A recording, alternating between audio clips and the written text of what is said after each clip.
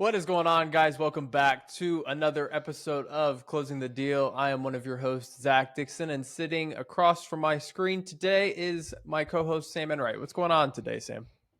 What's going on? How are you? Oh, can't complain, can't complain. Summer dog day or dog days of summer are carrying on, aren't they?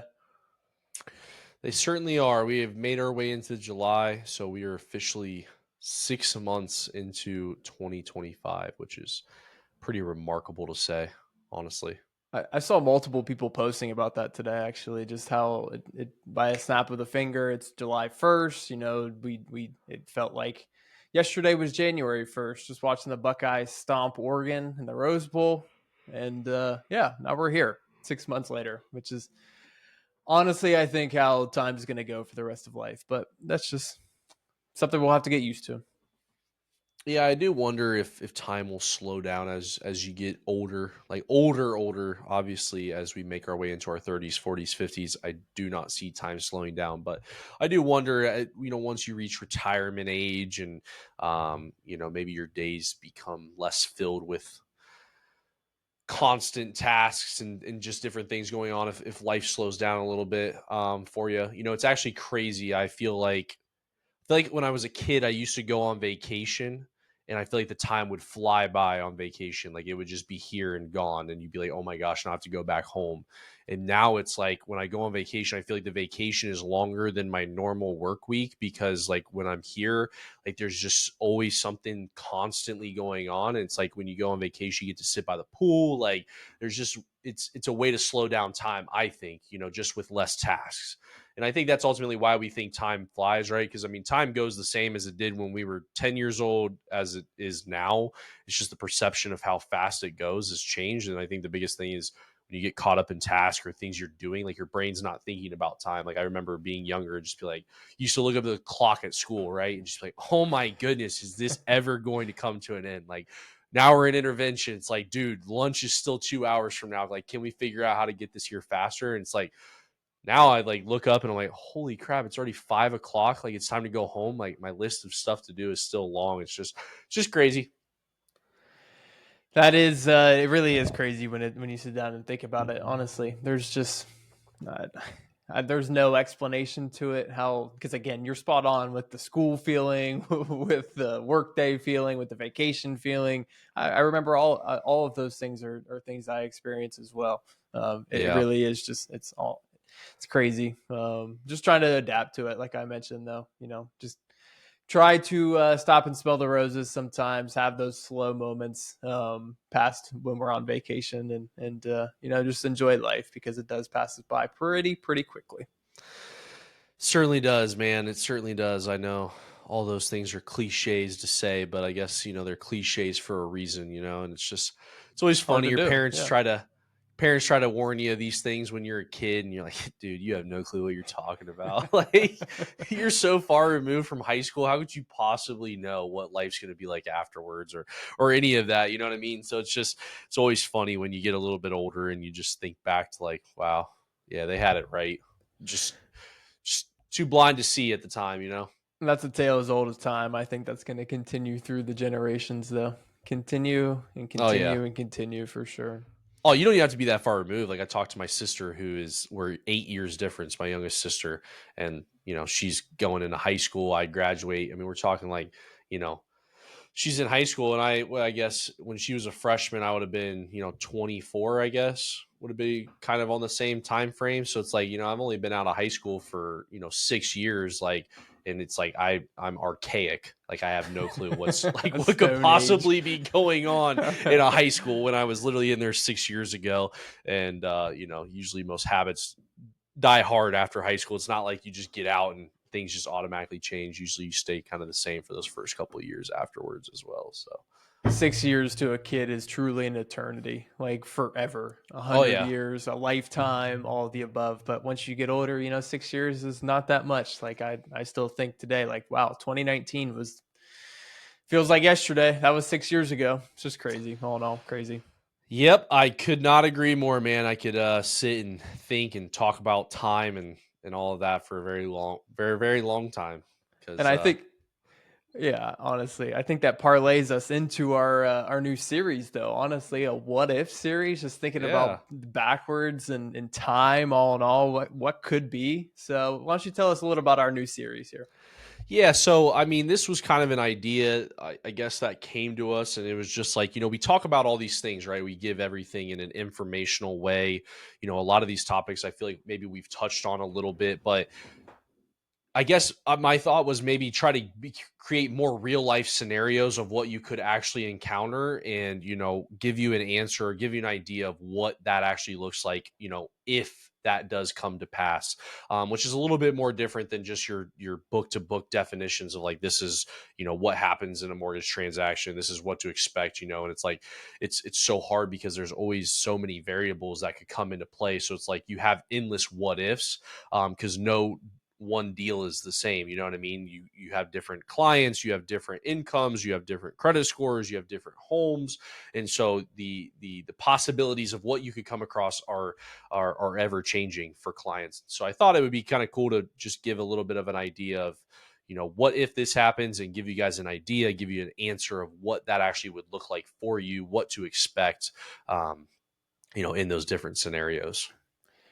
Yeah, and like you mentioned, I think this is a series that we can do for a very, very, very long time. There's going to be a lot of different what ifs that can, a lot of different things that can pop up throughout a contract, or home search, or et cetera, et cetera. So there's a lot of different ideas we can go, and a lot of different ways we can go with it too. I mean, absolutely. I mean, we experience it every day. I mean, there's I could come up with three what ifs based on just current, deals that we have going on. Like, what if this happens? You know what I'm saying? Because, like I said, just everything is different. We of all the deals we have in the pipeline, no one again is the same. Everything is just there's just a little bit of difference to it. Even if you're working with the same loan program, not everybody has the same, sort of bones to the structure of their loan, and so there's it's ever ending. You know what I mean? So we could talk about it forever. Couldn't agree more. Couldn't agree more. Well, let's get started with our first one. It's going to be, what if the appraisal comes in too low against the purchase price? What if? What happens now? Yeah. So kind of a couple of different things could happen, I guess, and so this is kind of a question we do get oftentimes from first time home buyers, because they are curious what does happen. So first and foremost, from a lender side, because we are the first person to receive the appraisal once it comes in, we're going to be the main point of contact. We order it, we get it from the appraiser, and so we're going to be the first ones to touch eyes on it. We're going to see, hey, the value came in low, what do we do from here? So I always start with kind of the structure of the loan. What sort of situation do we have here? Are we working with a borrower whose minimum down payment? Are we working with a borrower who is putting a lot more down, they have extra reserves in the bank, those sort of things? And then always talk with the agent first and foremost. Just give them a call, buyer's agent, that is. Always going to call them and let them know, like, hey, here's the situation, our client's appraisal has come in, the value's $5,000 less than expected. And kind of let the agent, sort of take over from there. I'm going to let them communicate with the listing agent, get in touch with the buyer, let them know kind of what's going on, and then let them go sharpen their pencil and kind of figure out, hey, what are the steps from here? And we'll get back involved, obviously, if the borrower, we had a situation where I think last year we had a client that the appraisal came in $5,000 less, and they went back and negotiated with the seller, and the seller said, we'll cover 2,500 if you cover 2,500. And so basically they lowered the purchase price by 2,500, and the buyer agreed that they would then bring basically, it's how it works out on our end, but they were bringing an additional $2,500 to closing to cover that amount. And so usually that's how it works. If the appraisal comes in too low, going to kind of push it back into the boat of the buyer's agent and let them kind of figure out how we're going to structure it from there. Are we going to ask the seller to come down? Is the buyer going to cover that themselves? Are we going to say, hey, this appraiser's crazy, like, let's get some comps together, let's send it back off to the appraiser, try to get the value up to where we believe it's going to be? It all just depends on kind of what the belief around the property is.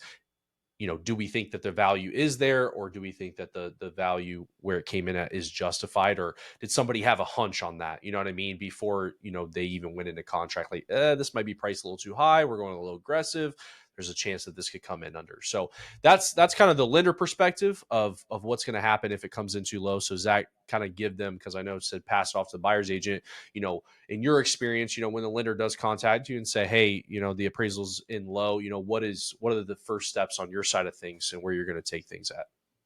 Yeah, so like you mentioned, we're going to get in touch with the seller's agent and just be obviously upfront and transparent about the process as a whole. Obviously, they're going to find out this information one way or another, so got to make sure that we're communicating that upfront and making sure that we all want to be on the same page of getting this deal closed ultimately. The seller put the property on the market for a reason. The buyer put an offer in on this specific property for a reason. So ultimately, it's about trying to get on the same page and get the deal closed for all the parties involved. And so at that point, it's really just, going back and forth, but also taking a step back and trying to figure out where is the, middle ground win-win scenario here. How do we make this work for all parties and ultimately get past this hurdle that we have, and then get to the closing table? And so, like you mentioned, obviously it is negotiable. So there's scenarios where, the seller will take care of it all.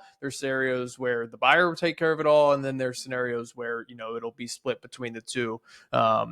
In that scenario. But it really is about just kind of coming together and having that conversation together and making sure that you guys are all on the same page, because ultimately, if it does fall out of contract, depending on the loan program and different factors, it could be a difficult process getting it back into contract after that fact. And so ultimately, I think, even if it does come in low, sellers are more apt to work with that buyer and with that appraisal, rather than demolish the entire foundation that they've built with this buyer and with this contract and put it back on the market and have to, start from the ground up again, square one, and do everything again. And so, all in all, again, like I mentioned, just really just trying to get on the same page as with each other, and just trying to, get that deal closed. Yeah. Yeah, for sure. I mean, I don't think that there's like really any need to kind of stress people out about this. I mean, it's a very straightforward process for the most part. I mean, I always tell people, like, especially in this market, like 9 out of 10 appraisals are coming in at value or over value. Very rarely are we seeing appraisals come in under value. Oftentimes, usually where we've seen it the most recently has been with refinances, because, there's no purchase price to work off of, those sort of things. And so it's truly just up to I guess, the opinion of the appraiser. So and when it does come in low, most, like Zach said, most sellers are willing to work with it. It's a lot easier of a process because you got to figure, at the point of having an appraisal, you're already likely 2 weeks into contract. If you take that property and say, I'm not going to budge on this, and the seller, the buyer's like, I'm not going to bring any money, you're talking about taking it back to market, waiting for more people to come view the house, waiting for another contract offer. And so it's like, what's the reason for selling the property? If you're somebody who's just like willing to sit and just like wants a certain dollar price, I guess, you don't care that you're going to sit for 3, 4, 5 months, then cool. But if you're somebody who does not want to sit and make a payment, you're somebody who just went and got another house and has this one and they need to sell it, so they're not making two mortgage payments. Are you going to be more inclined to take the $5,000 loss, or are you going to be more inclined to try to go back to market and wait another 45, 60 days, to potentially get your extra $5,000, which at that point, what is that going to cost you, to keep it? It's not logical. And so that's, we have a buddy, that we have in contract right now. And that was one of his big questions in the beginning was what happens if the appraisal comes in? And it's like, we'll cross that bridge when we get there ultimately, but it's not going to be as big of a deal as you think it is. Like, it's going to be very, very negotiable. We're going to be able to work through it. It's going to be all right. So, don't worry about it too much. Lo and behold, appraisal comes in at value, nothing to worry about at all. You know what I mean? So it's just one of those things. It's not something worth losing any sleep over, in my opinion. Absolutely. And it ultimately, like you mentioned, it's opportunity cost. We've talked about that a few times previously on different episodes, but opportunity cost, people aren't going to, take their time for 45 to 60 days to haggle over, $5,000. That's just, it's not the smart approach there. So Yeah. Yep, absolutely. So moving into the next one, this is one that is kind of interesting. It's what if I want to switch loan programs mid process? And so this is kind of a loaded question. Um, I guess to start, is it possible? Is it something you can do? Yes, it is, but there are some caveats to that. Now, we've talked about it a lot on this podcast. When you go and write an offer and you offer a specific type of financing type, the seller, that may be a factor in the seller accepting that contract. Specifically, what we're looking at is conventional versus govy. If you're flipping from one govy to the next, it's not really going to matter. Mostly the reason they get hung up is the appraisal, and the HUD 4000.1 applies to all govy loans across the board. So if you flip from FHA to USDA, you're not going to get any breaks on the appraisal. So the biggest one would be if you wrote a conventional offer and then you decided that you wanted to change to an FHA offer, whether that was debt to income ratio issues, whether that's, payment issues that we may run into, you want a lower payment, those sort of things. So I will tell you, ultimately, yes, it is possible. It is just very dependent on you, the person, and what we're looking to do, what we're trying to do. Some examples of things that could happen and would be likely reasons to switch. We had a client that, this is not mid process, this is beginning process, but we pre-approved this client USDA.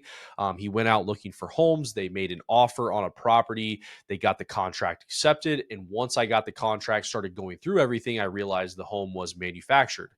USDA will not allow any financing on a manufactured home that was built prior to 2006. This manufactured home was built in like 1986. So obviously, we are well off of that requirement.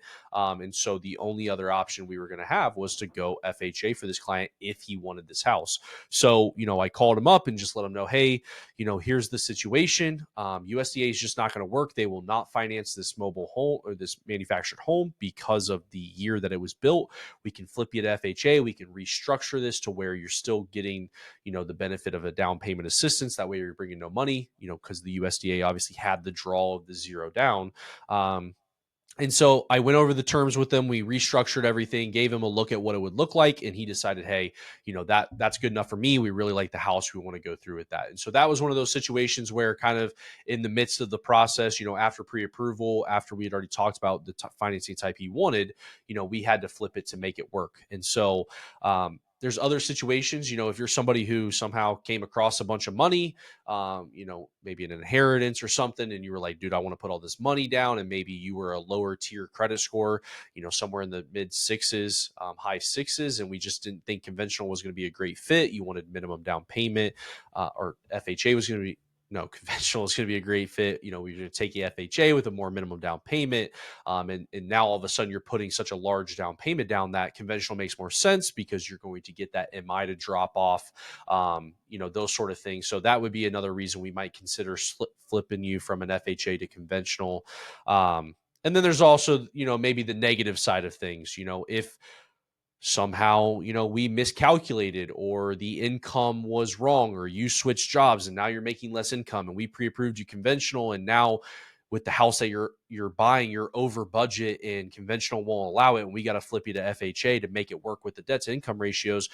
There's scenarios like that where we've had to kind of mix and move things to kind of tailor it to to make the loan work. And so it is possible.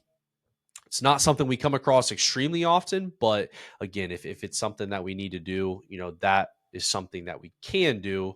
But again, I'm going to flip it to Zach here and kind of let him take over the last part of this. Zach, from a seller perspective, what would be the impact of a lender changing, kind of financing types midway through? Specifically, I guess more so like if they were going from a conventional to an FHA, what would a seller think of that, or what would be the kind of impact of that?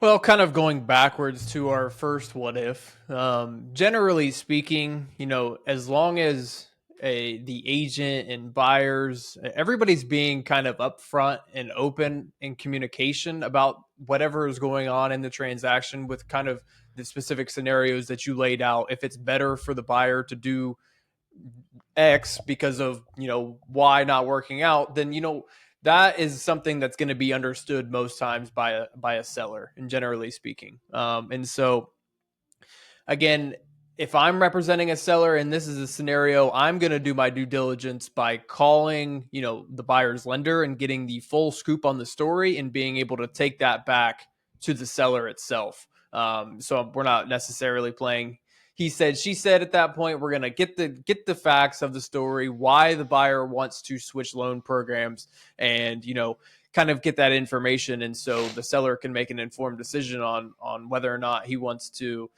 take that back to market, or not. But ultimately, again, sellers are more likely to work and kind of work around obstacles if we're being upfront and communicative about what's going on, all in all. And so that's really just kind of from a seller's perspective, just really want open transparency and open communication. And most obstacles, most problems, whatever they may be, or can be taken care of for sure.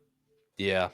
Yep, absolutely. I mean, it's for the most part we don't see it ever usually a big deal, like you said. I mean, most people are most everybody wants to get the deal across the finish line. So the only times that we may have run into, maybe there being a little bit of pushback or some concern is, like I said, if we're flipping from conventional FHA, the house is maybe in a little bit of a rougher shape. There's some things the seller does not want to take care of. They don't want to fix. They may be a little bit more reluctant to say, yeah, we'll let the financing type change. So that could be, one of the reasons where you may have a little bit of pushback from the seller. But again, like Zach said, picking up the phone, just calling, trying to understand what's going on here, why it has to happen this way, and you know, just kind of having that transparency amongst all parties of what's going on. And usually, if you're open with it, yeah, maybe up front you may have some unhappy campers, but ultimately, we all are in the business to get the deal to the closing table and get you guys in the house. So, never usually a huge problem. Absolutely, couldn't agree more. All right, Zach. Well, take us to our next what if. What are we talking about on kind of the real estate side of things? So the next what if is going to be, what if I can't find a home I like in my budget? So this is a tough one for sure. You never really, especially when you get into the home search and you're maybe you don't have an end date timeline that you're necessarily needing to be in the home, but maybe you go, 2, 3 months and you haven't even seen a property yet because you don't like anything that's in that price range, that you have set out for yourself.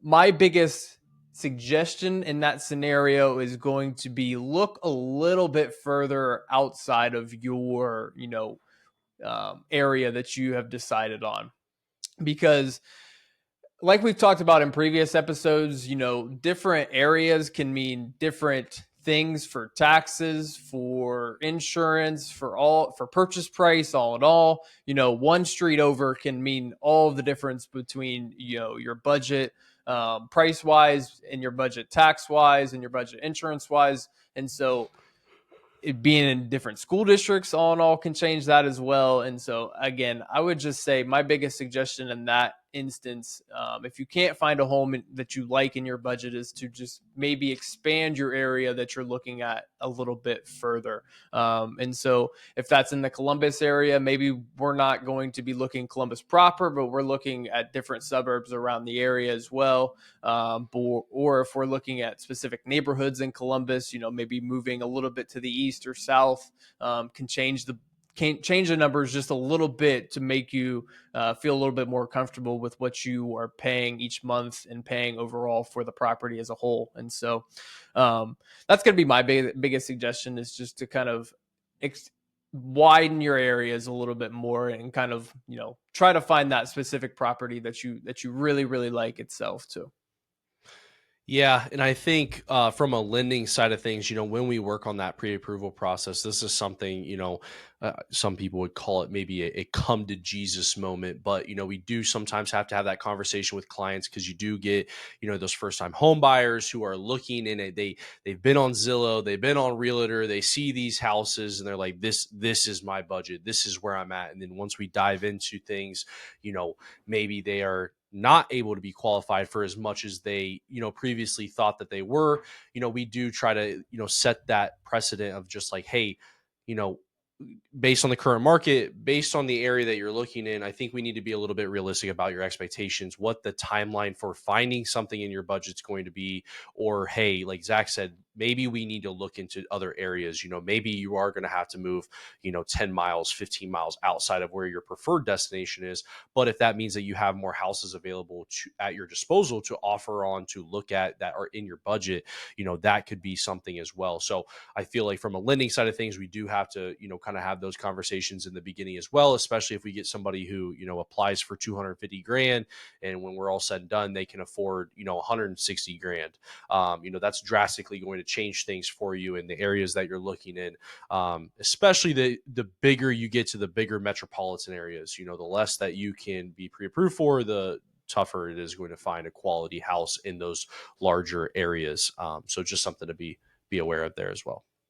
And something you touched on too is expectations all in all, just setting those proper expectations for yourself. If you have um, expectations of going into contract, the first house you see or the second house you see, or very, very quickly right after getting pre-approved, likely those expectations are going to be broken regardless of the budget all in all. And so, just kind of setting those proper expectations once you get that pre-approval letter in hand and kind of have that budget in hand, and can kind of take a look at the desired areas versus the areas that are realistic for that budget all in all. And setting the proper expectations can go a long way as well with that. And so, just not getting very disappointed if you're 2 to 3 months into the home search and you can't find anything. If you have those proper expectations set to begin with, we're going to keep on chugging, keep on working, and keep trying to find properties that you're interested in as well. So expectations, setting proper expectations is a big key there as well. Yeah. Yep, I couldn't agree more. And I mean, I'll throw it out there because, again, we've talked about it a lot, and I've still heard people that come to us and say this. The payments that you are seeing on Zillow and realtor.com are based on 20% down. So please, please, please. I think this leads to a lot of why we get, these like loan applications where the amount that is being requested is so high, is because they get on these websites and they see that these payments are $1,300 for $220,000 house. And it's like, guys, like, that's with 20,000 down. Like, your actual loan amount's like 160 grand, which is, yeah, 1,300 might be what you can afford, but when you're putting a minimum down payment down, that that payment's going to change based on that. And so, that's just always something to think about. So please don't fall into the trap of looking at Zillow and realtor.com payments and falling in love with these houses and falling in love with these payments, all to come to someone like myself and be very, very disappointed when that payment does not come to fruition. So again, like, I don't think we could ever say that enough, because even no matter how many times we say it, people are still going to do it. So, the, um, good, the good old realtor.com, Zillow.com trap. yes. How many times have we talked about that one on here? A lot. I mean, we only have like 28 episodes or 27 episodes, and I'm sure we've touched on it at least 15 of them at this point. So, it's just something you gotta be aware of. So please, I mean, if you're putting 20% down, great. I mean, fall in love with the payment, fall in love with the house, everything you want to do. But if you're like, I guess maybe the other 90% of people that are buying homes and you're not putting 20% down, just proceed with caution. Couldn't agree more, brother. Couldn't agree more. So finishing up here on our last what if. This one's a good one for sure. What if the seller leaves the house a mess? Have you ever had this happen with a client? I'm actually Anything? pretty sure that this happened to my sister who bought her home. I think they gave him, I think it was somewhere around like 2 weeks, maybe it was longer possession, but they gave him possession because he ultimately wanted time to get all this crap out, and they wanted to make sure that it was out. And he was like leaving. I think the scenario was he was actually leaving and going out of the country. So like a lot of the stuff that was in the house is obviously not going with him on this trip or this move out of country. And so yes, when they ended up getting access to the house, there was a bunch of crap left over that obviously they thought was going to be taken care of, did not end up being. And so I'll let you get into talking about like what actually happens if you're the buyer, but I guess spoiler alert, they ended up having to take care of this stuff themselves and get it out of there. So yeah, I personally I don't know like any of like our clients that we worked with, but I know like obviously firsthand, yes, my sister bought a house and that happened to her. So I would say that that's the really only likely scenario where it can happen. Honestly, is when you have like a seller holding possession post closing, because again, 2 days before closing, you should have a final walkthrough, and you should be verifying the condition of the property at that point, and making sure that everything is still an agreed upon working order. That applies to appliances, that applies to cosmetic everything, and obviously it applies to just trash and things laying around the property as well. The property needs to be in the condition that it was agreed upon in the purchase contract as a whole. um, and so if that does happen, especially in a scenario where a guy's going out of the country, good luck finding him to chase him down to fix it. But yeah, I mean, I'm not sure of your legal recourse at that point. I'm not sure that much can be done. Again, before closing, there are scenarios where you can fix it before closing. Obviously, you as a buyer in that final verification walkthrough can walk away from the deal if the property is not in the order that you should be in, or that it should be in. So um, obviously that's part of the reason why that final walkthrough is a very, very big deal. Some clients skip it sometimes. Some clients think that it's not needed, but ultimately to verify the condition of the property that you agreed upon is a big deal ultimately. So yeah. Yeah, I mean, obviously very unfortunate, for you the buyer if that's something that happens, but, as for legal recourse like Zach said, I don't know. I mean, even if there was the how much money would it cost you? How much time is it going to take to track this person down to somehow get them whatever it would be court ordered, to do these or pay reparations or whatever the case may be. It's like how much time and opportunity effort are you cost, are you yeah. going to spend to do that you could just clean it up yourself. So I mean, obviously if it's like a true dump, like and like the house is like even like beat up, like Yeah. then you're talking about something much different than just like leaving it a mess, like leaving your crap everywhere. Unfortunately, like just like in my sister's situation, like you're just at the point where it's like, okay, this sucks, but we're just gonna have to take care of it ourselves. You know what I'm saying? Bring a dumpster, buy a, or Grind it hire a out. dumpster, grind it out, and get the stuff out of here. And obviously, it doesn't make for very much fun. But like Zach said, opportunity cost. Do you really want to spend? What's going to happen? Like, I guess ultimately, the best case scenario is you're still going to have to clean it up yourself, right? Yeah, you just Because get like you're not money going to, back or yeah, you're something. not going to go have your house and then take the 15, 30, 45 days it's going to take to track this person down, to go through all the legal actions that you would have to take to get them to do something, and you're just not going to live in your house that whole time. Like you're just going to say no, I'm not touching it. You know what I mean? So you're likely going to do the work yourself. So I mean, at most, like you said, you're probably going to negotiate for them to pay the cost for you.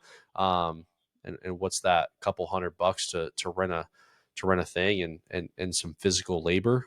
Yeah. But I thought that was a good one just because I know it doesn't happen very often, but because a lot of the times, a lot of our contracts that we see at least are possession at closing. So, like you said, you're Hmm. seeing that property beforehand, and if you're like, "Yeah, this ain't flying," like you let them know, like I'm not signing these documents until you do this. So, once you've agreed to possession after closing, kind of gets a little hard to force somebody's hand at that point when they have 15 days to exit the home. You have no clue what's going on those 15 days. And you already signed. Yeah, you already You signed, like already you signed. already own the home. So, Yeah, um, for sure. definitely very tough, but thought that was a interesting one to kind of put in there, and something that could definitely really happen for you, even though it's not likely. But yeah, just wanted to throw that out there. Absolutely. That was a good one for sure. That was a good one. Awesome, guys. Well, I think that's going to all but wrap us for the day. Appreciate you guys tuning in, listening to another episode of Closing the Deal. It's been great. We're encroaching on episode 30. As we already talked about at the beginning of the episode, we are halfway through the year. So that means we're halfway through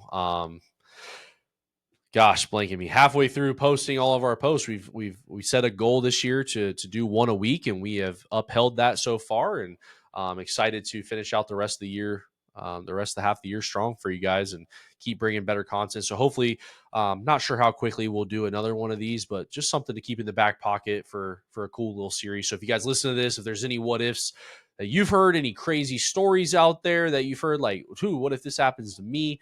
Feel free to drop it in the comments. Let us know, and maybe we'll feature it on one of the episodes. Kind of going through those.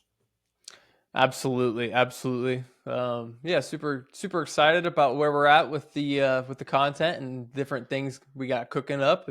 This new little series is pretty cool, and shows some different and crazy scenarios that have happened and can happen and will likely again happen at some point. Just a matter of who it will happen. And so, um, yeah, just super excited about the future and everything we got cooking up. So. Absolutely, guys. And just so you know, I mean, I'm excited for this next one. So make sure you guys tune in next week. After you listen to this one, we're gonna have a new episode with our craziest business stories, like the craziest things that we've encountered, whether that's just with crazy clients or crazy houses or just crazy deals altogether. Anything that was bizarre and just went awry. To give you guys maybe some good laughs, just some crazy stories about our time in the business. So I'm excited about that one. Yeah, that'll 100% be a good one. We got some good stories stacked up, ready to go for sure. Absolutely, absolutely. So, all right, y'all. Well, appreciate you guys tuning in. And yeah, it's gonna wrap us. So we'll see you guys on the next episode next week.